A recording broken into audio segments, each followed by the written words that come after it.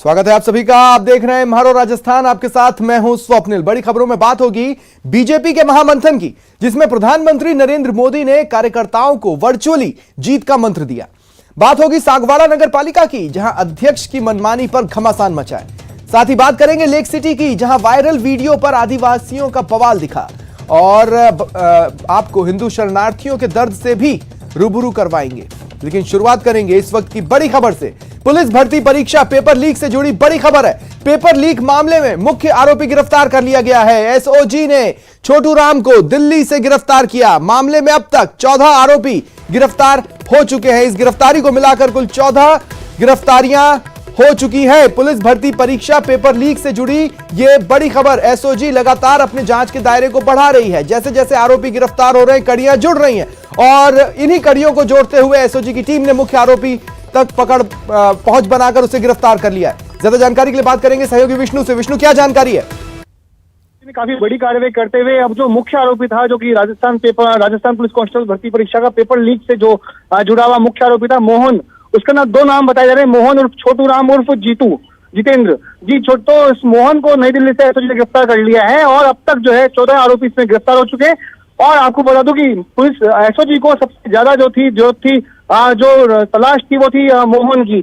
और चूंकि मोहन को ही 14 तारीख को दोपहर का जो दूसरी पारी का पेपर शुरू हुआ था, उसके पहले मोहन ही सीसीटीवी में नजर आया था, जिसके जो कि स्ट्रांग रूम में गया था और वहां पे जिससे छेड़छाड़ की गई थी।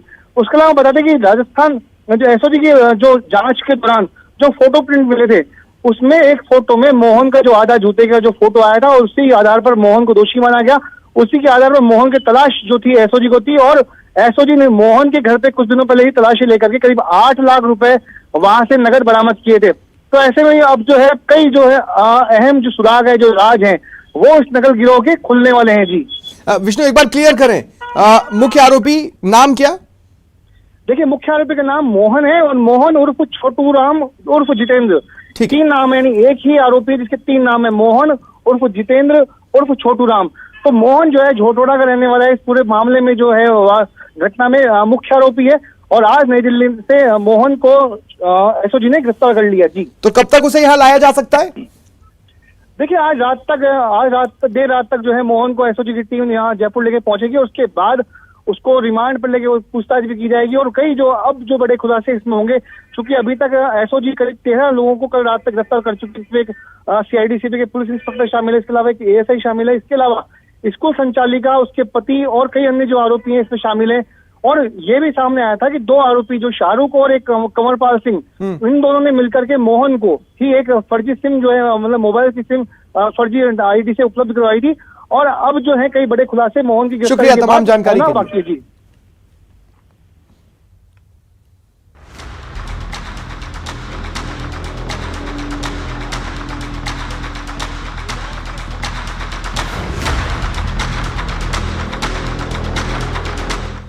भविष्य के लिए नीति बनाने के मकसद से जयपुर में जुटे बीजेपी राष्ट्रीय कार्यकारिणी के पदाधिकारियों को प्रधानमंत्री नरेंद्र मोदी ने वर्चुअल तरीके से जीत का मंत्र दिया। तो 25 साल के लिए पार्टी का लक्ष्य तय करने की नसीहत दी। राजस्थानी कहावत से कार्यकर्ताओं का जोश बढ़ाया, परिवारवादी पार्टियों को निशाने पर लिया।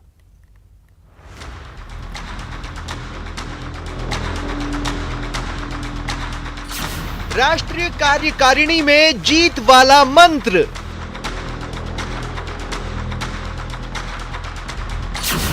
पीएम ने बताया 25 साल का लक्ष्य। हमें देश के लोगों के साथ मिलकर हर चुनौतियों को पार करना है। जयपुर में भविष्य की नीतियों के लिए मंथन कर रही बीजेपी को पीएम नरेंद्र मोदी ने जीत का मंत्र दिया। तो अगले 25 साल के लिए नीति बनाने पर जोर दिया। अगले साल राजस्थान में विधानसभा चुनाव के मद्देनजर पीएम ने मेहनत से परिणाम तक पहुंचने वाले एक राजस्थानी कहावत का भी जिक्र किया। अम्बर को तारो हाथ से कोनी टूटे, यानी आसमान का तारा हाथ से नहीं टूटता है। हमें ये भूलना नहीं है कि हमारा लक्ष्य आसमान जितना ऊंचा है, इतनी आसानी से नहीं मिलेगा। लेकिन मेहनत करेंगे तो उसे प्राप्त जरूर करेंगे। मोदी ने 30 मई से जागरूकता अभियान शुरू करने का ऐलान करते हुए कहा कि जिस तरह हम चुनाव में हर बूथ और परिवार तक जाते हैं, उसी तरह हमें हर घर तक जाना है, एक एक नागरिक तक पहुंचना है, क्योंकि भारत के लोगों के सपने को बीजेपी ही पूरा कर सकती है। हमें ये याद रखना है कि परिवारवाद की राजनीति में,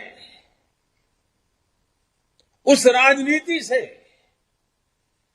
विश्वासघात खाने वाले देश के युवाओं का विश्वास सिर्फ और सिर्फ भाजपा ही लौटा सकती है। परिवारवाद की राजनीति को प्रधानमंत्री ने आड़े हाथों लिया और कहा कि भाई भतीजावाद और तुष्टीकरण की राजनीति से देश को बड़ा नुकसान पहुंचा है। परिवारवादी पार्टियों ने देश में भ्रष्टाचार को, धांधली को, भाई भतीजावाद को, इसी को आधार बना करके देश का बहुत मूल्यवान समय बर्बाद किया है। पीएम ने महात्मा गांधी के आदर्शों को याद किया और कहा कि कुछ सालों पहले तक गांधी जी सिर्फ बयानों में रहते थे, विचारों में नहीं, लेकिन बीजेपी की सरकार ने इसमें बड़ा बदलाव किया है। भारत को पॉलिसी से लेकर प्रैक्टिस तक विदेशों पर निर्भर बना दिया गया। अब आज देश देख रहा है कि भाजपा सरकारों के समय स्थितियां कैसी तेजी से बदल रही है। पीएम मोदी बोले कि हम सत्ता के लिए नहीं आए हैं, आराम करने का वक्त नहीं है और न ही हमें आराम का रास्ता मंजूर है। दरअसल यूपी समेत कई राज्यों में इसी साल जीत हासिल कर चुकी बीजेपी के लिए गुजरात, राजस्थान समेत कई राज्यों में आगामी चुनावों में जीत का परचम लहराने की चुनौती है और बीजेपी इसमें कोई कोताही नहीं चाहती।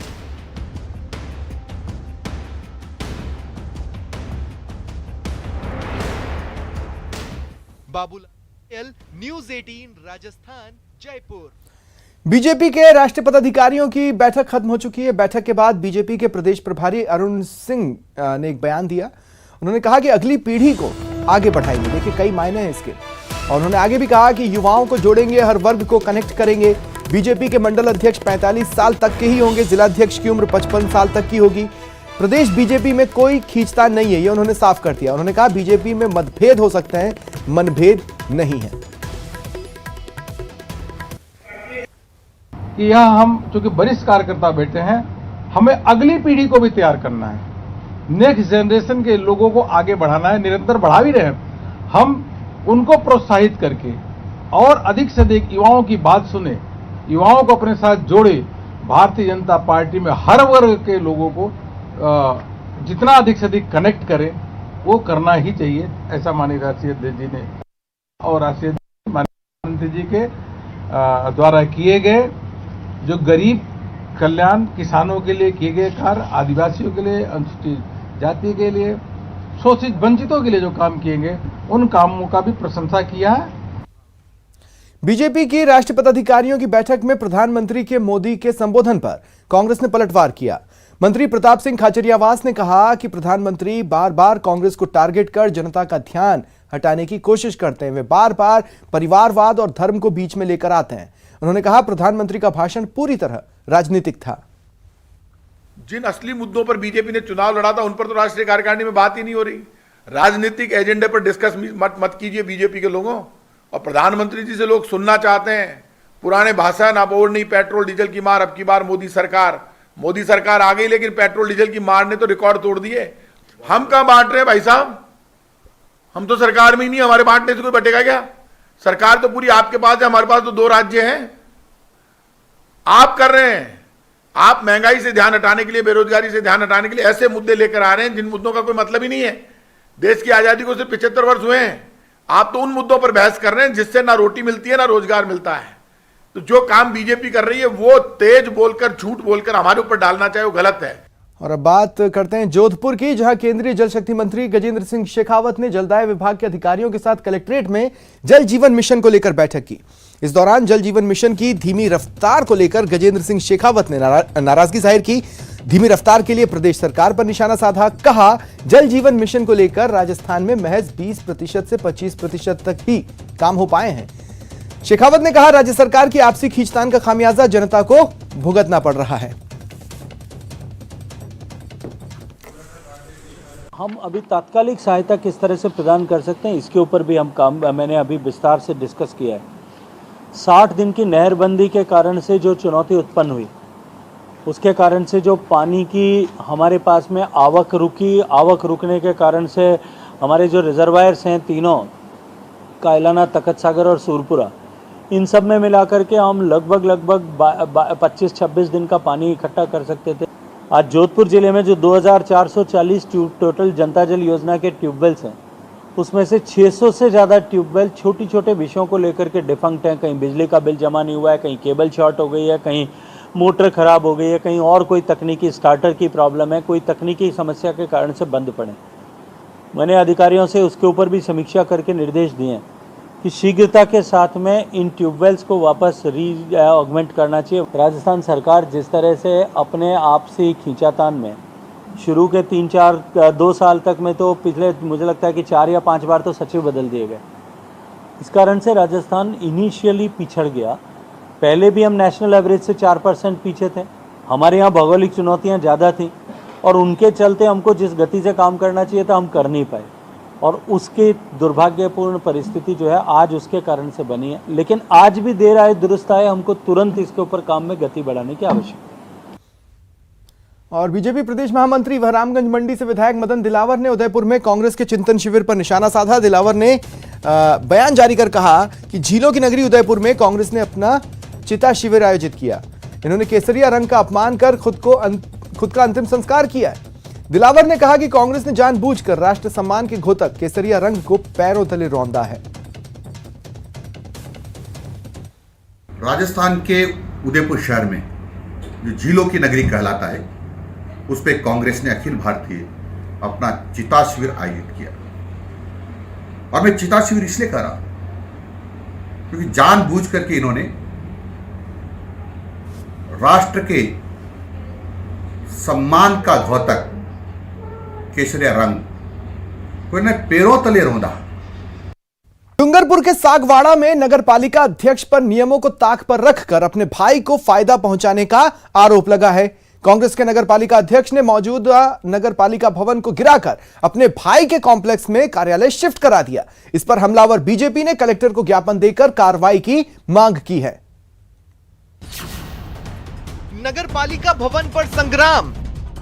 अभी 50 साल तक कुछ नगर पालिका कुछ नहीं हो सकता, ऐसी स्थिति है।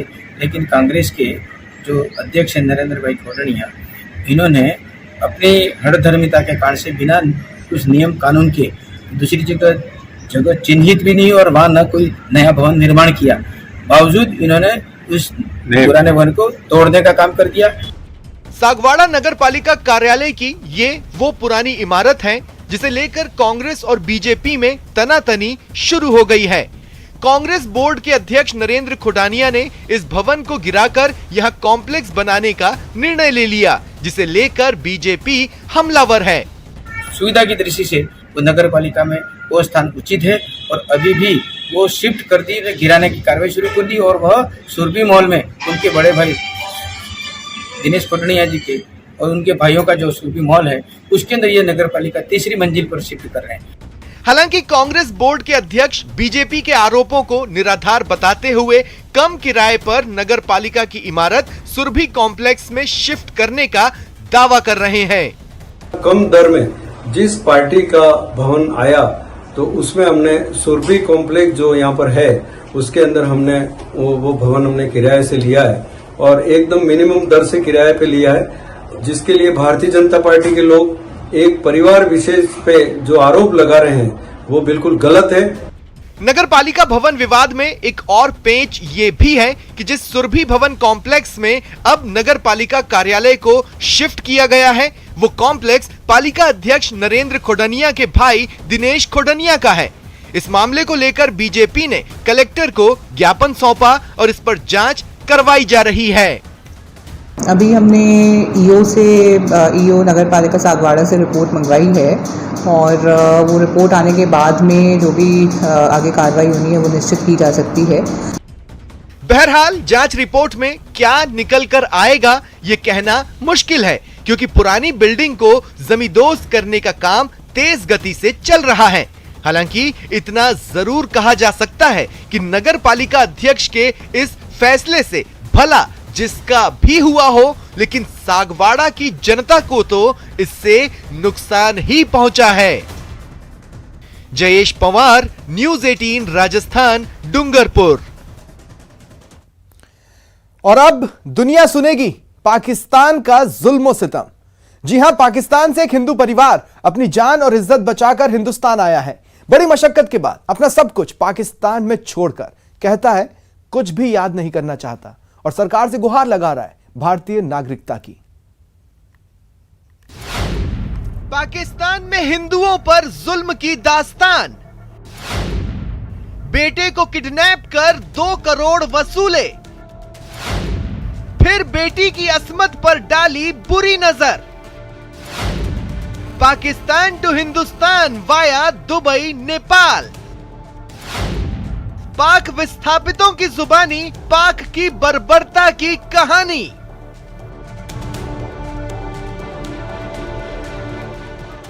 पाकिस्तान में इस हिंदू परिवार के साथ हुए जुल्म की कहानी सुनेंगे तो आप भी दहल जाएंगे ये जानकर कि वहां हिंदू परिवारों के साथ क्या क्या होता है। फिलहाल उदाराम का परिवार अपने रिश्तेदार के घर आसरा लिए हुए है, लेकिन बताते हैं कि पाकिस्तान में पहले उनके बेटे को किडनैप किया गया, फिर 2 करोड़ की फिरौती वसूली गई। यही नहीं, अब नजर उनकी बेटियों पर थी, लिहाजा पाकिस्तान को हमेशा के लिए छोड़ना ही सही समझा। उनमें लड़कियों को किडनैप कर लेते हैं तो फिर वो मुसलमान कर देते हैं। लड़की अगर नहीं मानती तो गोली मार कर देते हैं और कहते हैं कि ये बदचलन थी इसलिए इनके घर वालों ने मार दिया, और वो फिर उनके घर वालों पर ही केस लग जाता है। लेकिन पाकिस्तान से बिना वीजा हिंदुस्तान पहुंचना इतना आसान भी नहीं था, क्योंकि उदाराम के साथ उसका पूरा परिवार था। वो किसी को भी पाकिस्तान छोड़ आने को तैयार नहीं थे। फिर क्या, पहले ये परिवार दुबई पहुंचा, फिर दुबई से नेपाल और नेपाल के रास्ते पिछले महीने ही हिंदुस्तान पहुंच अपने एक रिश्तेदार के घर आसरा लिया।